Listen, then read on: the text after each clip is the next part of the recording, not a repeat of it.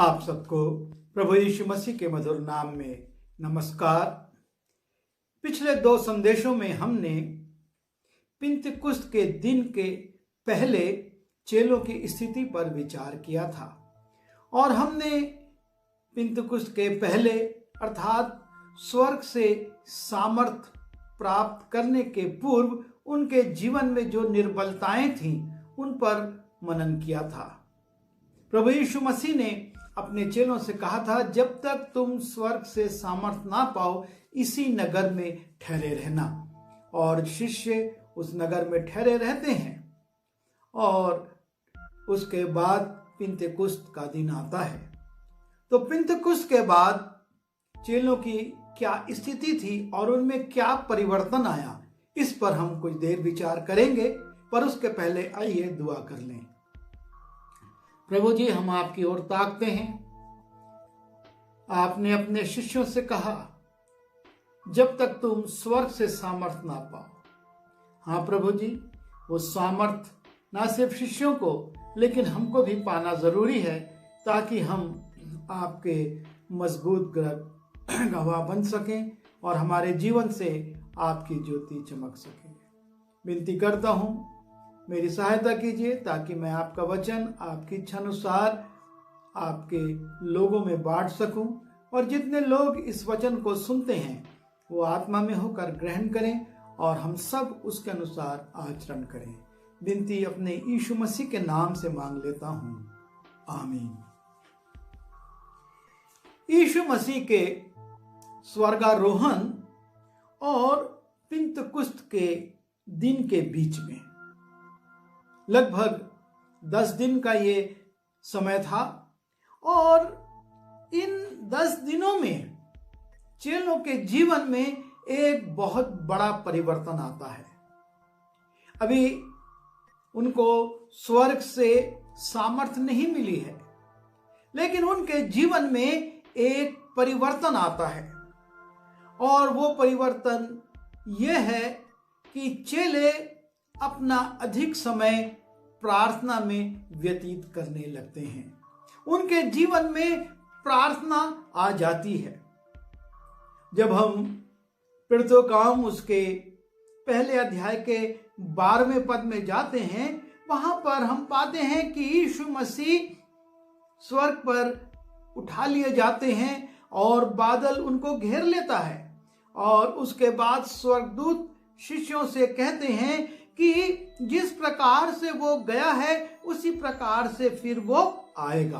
और तब 12वें पद में लिखा है, तब वे जैतून नाम के पहाड़ से जो यरूशलेम के निकट 1 सप्ताह के दिन की दूरी पर है यरूशलेम को लौटे। और जब वहां पहुंचे तो वे उस अटारी पर गए जहां पतरस और यूहन्ना और याकूब और अंद्रियास और फिलिप्पुस और थोमा और बरतुल्माई और मत्ती और हल्फई का पुत्र याकूब और शिमोन जेलोतेस और याकूब का पुत्र यहूदा रहते थे। ये सब कई स्त्रियों और उसकी माता मरियम और उसके भाइयों के साथ एक चित्त होकर प्रार्थना में लगे रहे। ये पहला दृश्य है जबकि चेले जैतून पहाड़ से आते हैं और ये पूरा समूह, ये पूरी टीम प्रार्थना में लग जाती है। लिखा है कि यीशु की माता मरियम और उसके भाइयों के साथ एक चित्त होकर प्रार्थना में लगे रहे। प्रार्थना कर नहीं रहे, लगे हुए हैं, अर्थात एक कंटिन्यू लगातार प्रार्थना वहां पर होने लगी। और उसके बाद जब हम आगे पढ़ते हैं तो देखते हैं कि इसी पहले अध्याय के 22वें पद से 26वें पद में कि ना सिर्फ ये प्रार्थना में लग जाते हैं लेकिन ये अपने हर काम को प्रार्थना से करते हैं। और लिखा है 22वें पद में, जबकि यहूदा इस्करियोती मर चुका है और ये चाहते हैं कि उसके जगह पर एक और शिष्य को जो कि उनके साथ साथ था लेकिन यीशु मसीह ने 12 में सम्मिलित नहीं किया था, उसको चुन लें ताकि 12 की संख्या पूरी हो सके। और 22वें पद में लिखा है, उचित है कि उनमें से एक व्यक्ति हमारे साथ उसके जी उठने का गवाह हो जाए। तब उन्होंने 2 को खड़ा किया, एक यूसुफ को जो बरसबा कहलाता है, जिसका उपनाम यूस्तुस है, और दूसरा मत्तियाह को, और ये कहकर प्रार्थना की। फिर से हम देखते हैं कि ये चुनाव की दशा में हैं। ये 2 लोगों में से एक को चुनना चाहते हैं और ये उसके लिए प्रार्थना कर रहे हैं। लिखा है, और ये कहकर प्रार्थना की कि हे प्रभु, जो सबके मन जानता है, ये प्रकट कर कि इन दोनों में से तूने किसको चुना कि वो सेवकाई और प्रेरिताई का पद ले, जिसे यहूदा छोड़कर अपने स्थान को गया। तब उन्होंने उनके बारे में चिट्ठी डाली और चिट्ठी मत्तियाह के नाम पर निकली। हम देखते हैं कि अपने साथी के चुनाव के लिए भी ना सिर्फ ये प्रार्थना में लगे रहे, लेकिन साथी के चुनाव के लिए भी परमेश्वर से प्रार्थना करते हैं। प्रेरितों के जीवन में जो एक बड़ा परिवर्तन यीशु के स्वर्गारोहण के बाद आया और पिंतकुस्त के पहले के पीरियड में, और वो ये था कि उनके जीवन में प्रार्थना बढ़ गई। वो बहुत प्रार्थना करने लगे।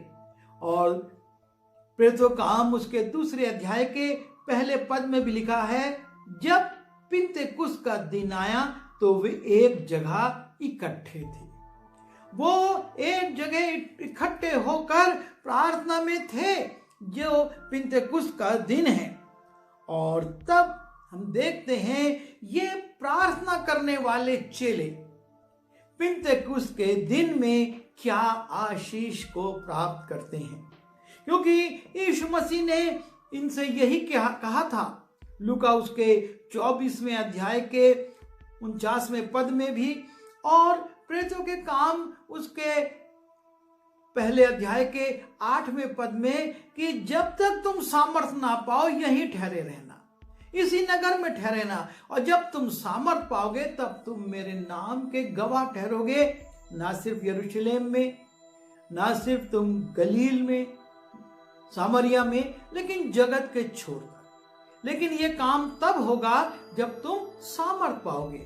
और चेले यीशु मसीह के स्वर्गारोहण के बाद से प्रार्थना में लग गए, प्रार्थना कर रहे हैं। और जब ये प्रार्थना कर रहे हैं तब लिखा हुआ है, और वे सब पवित्र आत्मा से भर गए, जिस प्रकार आत्मा ने उन्हें बोलने की सामर्थ दी, वे अन्य अन्य भाषा बोलने लगे।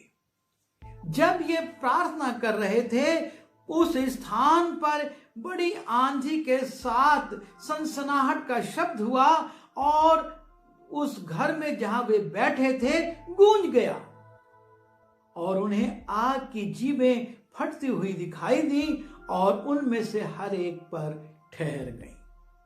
ये उनकी प्रार्थना के बाद प्रभु यीशु मसीह ने जो कहा था कि तुम सामर्थ पाओगे, उनके जीवन में पहला घटना जो घटती है और जो उनके जीवन में होता है, और वो है कि वो सामर्थ पाते हैं, और सामर्थ पाकर जिस को आत्मा ने बोलने की सामर्थ दी, वे अन्य अन्य भाषा बोलने लगे। पवित्र आत्मा के 9 वरदान हैं, और उन 9 वरदानों में से एक वरदान है अन्य भाषा का। जब हम पहला कुरिन्थी उसके 12वें अध्याय में जाते हैं, हम इन वरदानों को देखते हैं कि किस प्रकार से ये वरदान परमेश्वर ने हमको और कलीसिया को और अपने शिष्यों को दिए। और लिखा है उसके 8वें पद में से, पहला कुरिन्थी उसके 12वें अध्याय के 8वें पद में से, क्योंकि एक को आत्मा के द्वारा बुद्धि की बातें दी जाती हैं और दूसरे को उसी आत्मा के अनुसार ज्ञान की बातें, और किसी को उसी आत्मा से विश्वास, और किसी को उसी एक आत्मा से चंगा करने का वरदान दिया जाता है। फिर किसी को सामर्थ्य काम करने की शक्ति, और किसी को भविष्यवाणी की, और किसी को आत्माओं की परख, और किसी को अनेक प्रकार की भाषा, और किसी को भाषाओं का अर्थ बताना। और ये लिखा हुआ है कि परमेश्वर की आत्मा जब उन पर आई, जब वो सामर्थ्य से भर गए, तो हर एक जन अन्य अन्य भाषा में, जैसा परमेश्वर ने उनको अगुवाई दी, जिस प्रकार आत्मा ने उन्हें बोलने की सामर्थ्य दी, वे अन्य अन्य भाषा बोलने लगे। पिंतकुस्त के बाद जो पहला परिवर्तन शिष्यों में आता है, और वो है कि वो अन्य अन्य भाषा में बोलने लगते हैं, और उनकी इस भाषा से वो जो आसपास का क्षेत्र था वो प्रभावित होता है। लोग जमा हो जाते हैं और हर एक अपनी भाषा में सुनने लगता है। परमेश्वर का वचन ये लोग बोल रहे हैं और हर एक को अपनी अपनी भाषा और अपनी अपनी बोली में वो सुनाई देने लगा। लिखा है 6वें पद में, जब वो शब्द हुआ तो भीड़ लग गई और लोग घबरा गए, क्योंकि हर एक को यही सुनाई देता था कि वे मेरी ही भाषा में बोल रहे हैं। चेले अन्य अन्य भाषा में जो बोल रहे थे वो अर्थहीन नहीं था, लेकिन वो दूसरे लोग अपनी अपनी भाषा में, क्योंकि वहां बड़ी सूची दी हुई है जो लोग जमा थे, क्योंकि जो पिंतकुस्त का दिन था उसमें सब तरफ से लोग यरूशलेम में इकट्ठे होते थे, और जब वो लोग वहां पर इकट्ठे थे और पवित्र आत्मा का अभिषेक चेलों पर आ गया, और वो जब ये लोग प्रार्थना करने लगे उससे भयभीत हो गए कि अरे ये जो गलीली लोग हैं, गलीली भाषा में या यूनानी भाषा में इनको प्रचार करना था, हमारी भाषा में कैसे प्रचार कर रहे हैं, क्योंकि सबको अपनी अपनी भाषा सुनाई दे रही थी। ये पहला आश्चर्य कर्म, ये पहली सामर्थ और ये पहला अद्भुत कार्य शिष्यों के जीवन में पिंतकुस्त के बाद हुआ। पिंतकुस्त के बाद जो चेलों में परिवर्तन आया, उन्होंने उस दिन पवित्र आत्मा पाई और पवित्र आत्मा के सामर्थ्य में होकर वो अन्य भाषा में प्रचार करने लगे। जब हम प्रार्थना के जीवन में बढ़ने लगते हैं और परमेश्वर से लगातार प्रार्थना करते हैं, परमेश्वर हम पर भी अनुग्रह करता है और वो पवित्र आत्मा का अभिषेक हमारे जीवन में देता है। और ये जो 9 वरदान दिए हुए हैं, ये वरदान हमारे अंदर सक्रिय हो जाते हैं। और यहाँ पर चेलों के जीवन में भी ये वरदान सक्रिय हुए और वो अन्य भाषा में प्रचार करने लगे। हम में से भी बहुत से लोग इन वरदानों के सक्रिय होने के बाद अन्य अन्य भाषा में प्रार्थना करने लगते हैं, भविष्यवाणियां करने लगते हैं, लोगों के जीवन के बारे में बताने लगते हैं, क्योंकि ये पवित्र आत्मा का वरदान है और हमको इसका आदर करना है। और ये वरदान जब हमारे जीवन में आता है, हम परमेश्वर की स्तुति अपनी भाषा से हटकर अन्य अन्य भाषा में करने लगते हैं। दूसरी बात जो हम यहां पर देखते हैं कि चेलों के अंदर से डर समाप्त हो जाता है। जब पिंतकुस्त के पहले के जीवन को हम देखते थे, ये बहुत डरे हुए थे, इनके अंदर डर था और ये लोगों के सामने जाने से भी घबराते थे। लेकिन जब इन्होंने पिंतकुस्त के दिन पवित्र आत्मा को पाया, इनके अंदर एक अद्भुत साहस आ गया और प्रेरितों काम उसके 2 अध्याय के 14वें पद में लिखा है, पतरस उन 11 के साथ खड़ा हुआ और ऊंचे शब्द से कहने लगा कि हे यहूदियों और हे यरूशलेम के सब रहने वालों, ये जान लो और कान लगाकर मेरी बातें सुनो। पतरस ही नहीं लेकिन शेष 11 चेले भी उसके साथ उठ खड़े हुए और ऊंचे शब्द से कहने लगे कि हे यहूदियों और यरूशलेम के लोगों, मेरी बातों को, हमारी बातों को तुम ध्यान देकर सुनो। वो हिम्मत के साथ, बड़े साहस के साथ उनका डर समाप्त हो जाता है और वो खड़े होकर प्रचार करने लगते हैं, बोलने लगते हैं।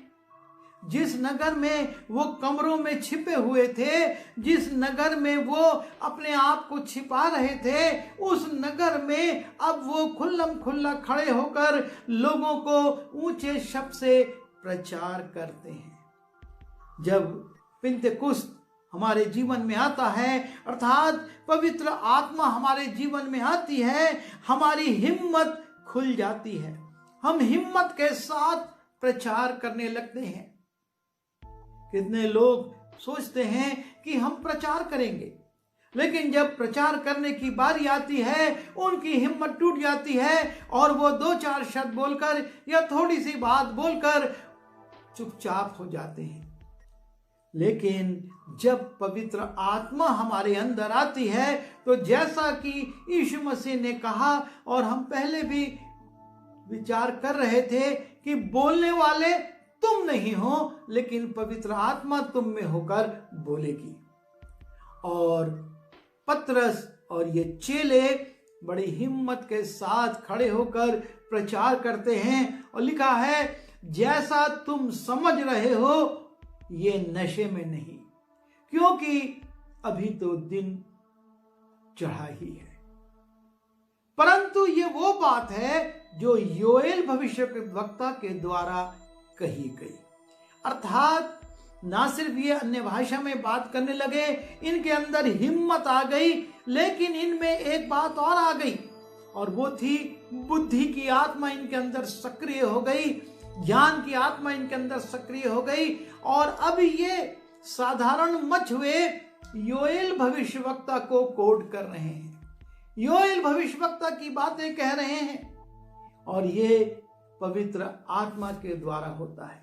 पवित्र आत्मा जब हिम्मत देती है, पवित्र आत्मा जब शब्द देती है, पवित्र आत्मा जब बोलने की शक्ति देती है, तो वही बातें जिनको ये स्वयं नहीं समझते थे वो भी बोलने लगते और कहते हैं।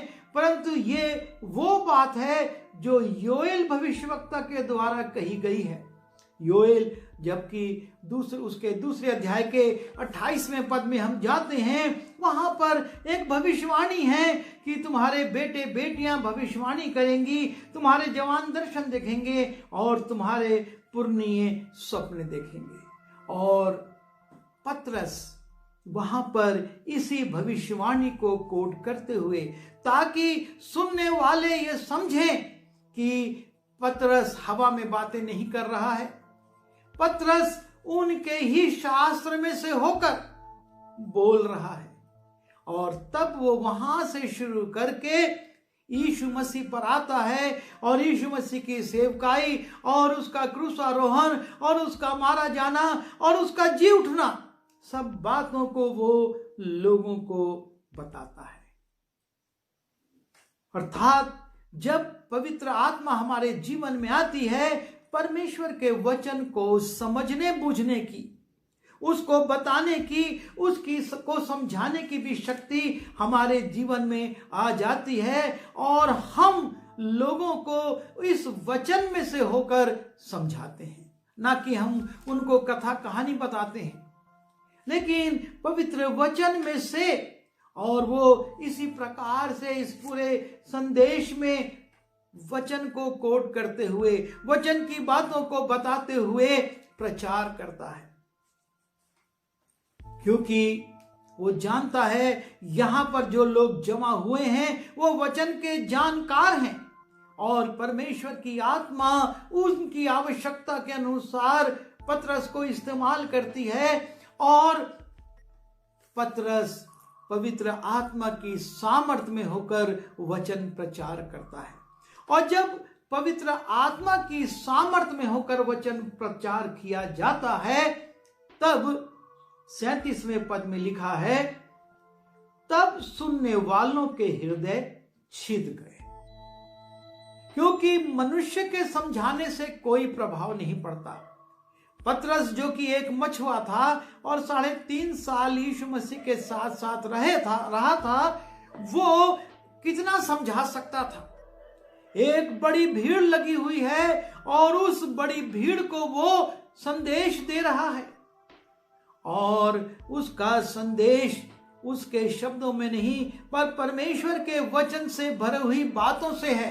और इस कारण लिखा हुआ है कि तब सुनने वालों के हृदय छिद गए। जब परमेश्वर के वचन में से बात बताई जाती है तब सुनने वालों को लगता है कि सच में कुछ गहराई है, कुछ सच्चाई है और कुछ ऐसी बात है जो कि हमने अभी तक नजरअंदाज की थी, जिस पर हमने ध्यान नहीं दिया था। और उन बातों को पतरस यहाँ पर उनके सामने खोल कर रख देता है। और जब वो उन बातों को अपनी भाषाओं में सुनते हैं तो लिखा है, सुनने वालों के हृदय छिद गए और वे पतरस और शेष प्रेरितों से पूछने लगे, हे भाइयों, हम क्या करें? वचन का प्रभाव इतना ज्यादा पड़ा कि लिखा है कि उनके हृदय छिद गए, वो भयभीत से हो गए कि हमें कुछ करना होगा। हम जो अभी तक कर रहे हैं, हम जिन रीति विधियों का पालन कर रहे हैं, हम जिन बातों से, जिस धार्मिकता से संतुष्ट हैं और जिसके द्वारा हम सोचते हैं कि हम एक अच्छा धार्मिक जीवन जी रहे हैं, वो पर्याप्त नहीं है। और तब जब वो इस बात को समझ जाते हैं तो पतरस और शेष चेलों से पूछते हैं कि हे भाइयों, हम क्या करें? अर्थात अब हमको कुछ करना होगा। यदि हम जीवन चाहते हैं, यदि हम उद्धार चाहते हैं, यदि हम परमेश्वर की आशीष को चाहते हैं, यदि हम अपने जीवन को बदलना चाहते हैं तो हमें कुछ करना होगा। और इसलिए परमेश्वर के वचन को, प्रचार को सुनकर वो पतरस और शेष चेलों के पास आ जाते हैं। और तब पतरस उनसे कहता है, मन फिराओ। वो कोई रीति विधि पहले नहीं बताता, लेकिन सबसे पहले वो कहता है कि मन फिराओ। जिस दुनिया में तुम रह रहे हो, जिन परिवारों में तुम रह रहे हो, जिन रीति विधियों में तुम अपना धार्मिक जीवन व्यतीत कर रहे हो, उससे तुमको अपना मन फिराने की आवश्यकता है। और इसलिए तुम पहले मन फिराओ। फिर कहता है, तुम में से हर एक अपने अपने पापों की क्षमा के लिए। जब तुम मन फिराओगे तब तुमको महसूस होगा कि मैं पापी हूं, मेरे जीवन में पाप है, और उन पापों की क्षमा के लिए यीशु मसीह के नाम से बपतिस्मा लो। जो पहली बात है और वो है मन फिराओ। दूसरी बात, तुम अपने आप को पापी महसूस करो, ये स्वीकार करो कि हमारे जीवन में प्रभु यीशु मसीह के बिना और प्रभु यीशु मसीह को दंड देने के कारण पाप आ गया है, हम शापित हो चुके हैं। और इसलिए अब प्रभु यीशु मसीह के नाम से बपतिस्मा लो तो तुम पवित्र आत्मा का दान पाओगे। अर्थात जैसे हमने पिंतेकुस्त के दिन पवित्र आत्मा का दान आज पाया है, यदि तुम पवित्र आत्मा का दान पाना चाहते हो तो तुमको भी अपने मन को फिराना होगा। उस धार्मिकता से तुमको अलग होना होगा, तुमको अपने पापों को मानना होगा और यीशु मसीह के नाम से बपतिस्मा लेना होगा, और तब परमेश्वर तुमको भी पवित्र आत्मा प्रदान करेगा। पिंतेकुस्त के दिन के बाद जो चेलों के जीवन में परिवर्तन आया, और वो ये कि उन्होंने अन्य अन्य भाषा का वरदान प्राप्त किया। वो हिम्मत के साथ प्रचार करने लगे, लोगों को बताने लगे, परमेश्वर के वचन को सुनकर और उसको मानकर और उसको स्मरण करके वो प्रचार करने लगे, बोलने लगे, बताने लगे, और उनके प्रचार में वो सामर्थ आ गई जिसने कि लोगों के हृदय को छू लिया। वो भौतिक रूप से सिर्फ प्रभावित नहीं हुए, वो सिर्फ अपने जीवन में थोड़ी देर के लिए तत्कालिक रूप से प्रभावित नहीं हुए, लेकिन लिखा है उनके हृदय छिद गए और वो चेलों से पूछने लगे अब हम क्या करें, और तब चेलों ने उनको मार्गदर्शन दिया। जब पवित्र आत्मा हम पाते हैं, जब पवित्र आत्मा से परिपूर्ण होते हैं, तभी हम किसी को मार्गदर्शन दे सकते हैं, अन्यथा हम उसको मार्गदर्शन नहीं दे सकते। और इसलिए बहुत जरूरी है कि पिंतेकुस्त हमारे जीवन में आए, अर्थात पवित्र आत्मा हमारे जीवन में आए, ताकि हम उसके वरदानों से भरे, हम हिम्मत के साथ प्रचार करें, हम परमेश्वर के वचन के भेदों को लोगों को बता सकें, हमारे प्रचार में प्रभाव आ जाए, हमारा प्रचार लोगों को छू ले, वो सिर्फ इमोशन में, भावुकता में ना आए, लेकिन वो सच्चे मन से अब हम क्या करें ये उनकी जीवन में खोज आ जाए, और तब हम जो पवित्र आत्मा पाए हुए लोग हैं, लोगों को मार्गदर्शन दे पाएंगे कि उनको अब क्या करना है। पिंतेकुस्त इसलिए जरूरी है, और बहुत सी बातें हैं और इसको हम अगले संदेश पर विचार करेंगे, पर अभी हम अपने जीवन को देखें।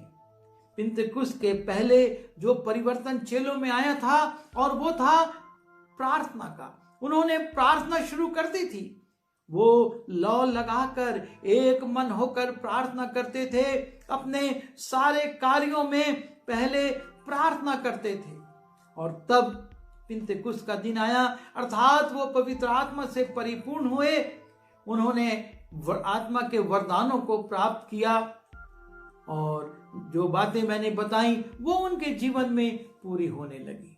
हमारे जीवन में भी ये बातें पूरी होंगी।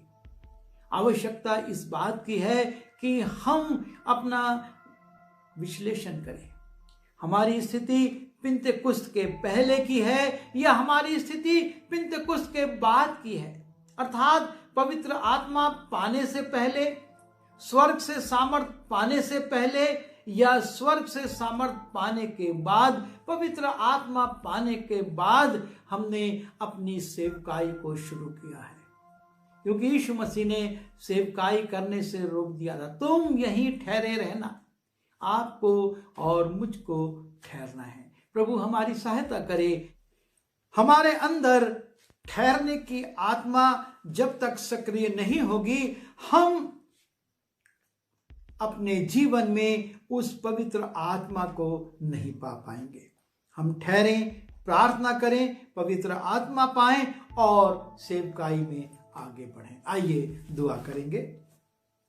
प्यारे पिता परमेश्वर, हम धन्यवाद देते हैं कि आपके अनुग्रह दया से हमने ये देखा कि शिष्यों ने किस प्रकार से पिंतेकुस्त के दिन में सामर्थ को पाया और वो आपकी सेवा में आगे बढ़ने लगे। पहले वो यरूशलेम में गवाही देते हैं। हमको भी शक्ति दीजिए कि हम ठहरें, प्रार्थना करें, पवित्र आत्मा पाएं और अपने नगर में, अपने परिवार में, अपने लोगों में, अपने बच्चों में पहले आपकी साक्षी दें और उसके बाद इस संसार में हम आगे बढ़ें। हम सबको अपने अनुग्रह में बनाए रखिए और अपनी सेवा में इस्तेमाल कीजिए। विनती यीशु मसीह के नाम से मांगते हैं, आमीन।